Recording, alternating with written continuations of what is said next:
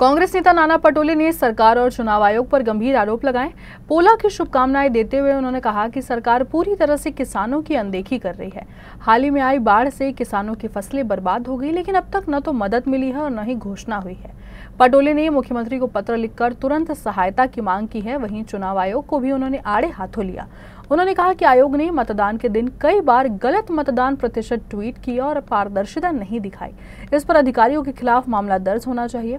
उपराष्ट्रपति चुनाव की जिम्मेदारी सीएम फडणवीस को दिए जाने पर पटोले ने सवाल उठाते हुए कहा कि भाजपा अब उन्हें दिल्ली भेजने की तैयारी में है।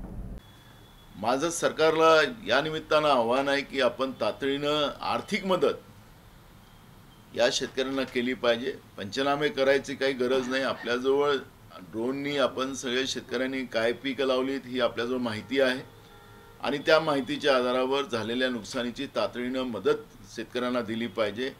शेतकरी पहिलेच तुमच्या धोरणामुळे अडचणीत आलेला आहे।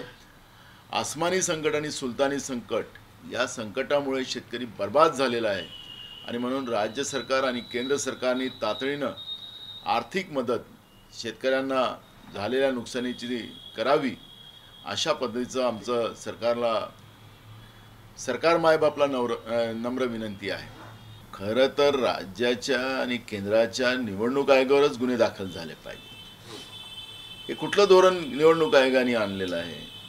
तुम्ही आता कलेक्टर ऑफिसला जा, तुमच्याजवळ वोटर लिस्ट नाही मिळणार। तुम्ही का लपवताय प्रत्येक गोष्टी? एखाद्याने चुकीचं ट्विट केलं म्हणून तुम्ही त्याच्यावर गुन्हा दाखल करताय। मग निवडणूक आयोगाने पण चुकीचं ट्विट केलेलं आहे।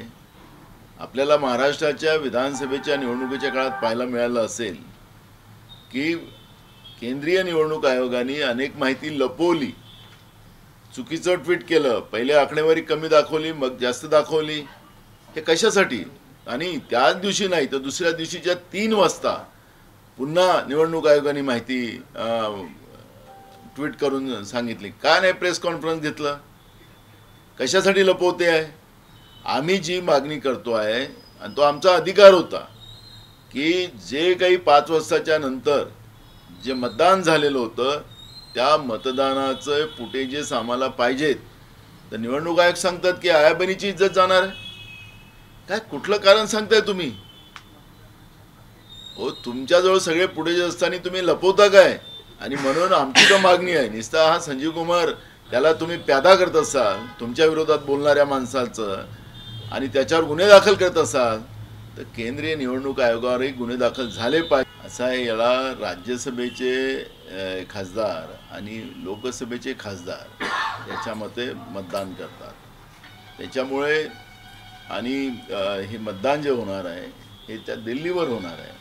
आता फडणवीस साहेबांना डायरेक्टच आता मोदींच्या जागी तुम्ही बसवत असाल तर मला माहिती नाही, पण त्यांनी सांगितलेला आकडा मोदीजींचा सांगितलेला आहे की 29 मध्ये मोदीजी प्रधानमंत्री राहणार नाही, ते 29 पर्यंतच आहेत।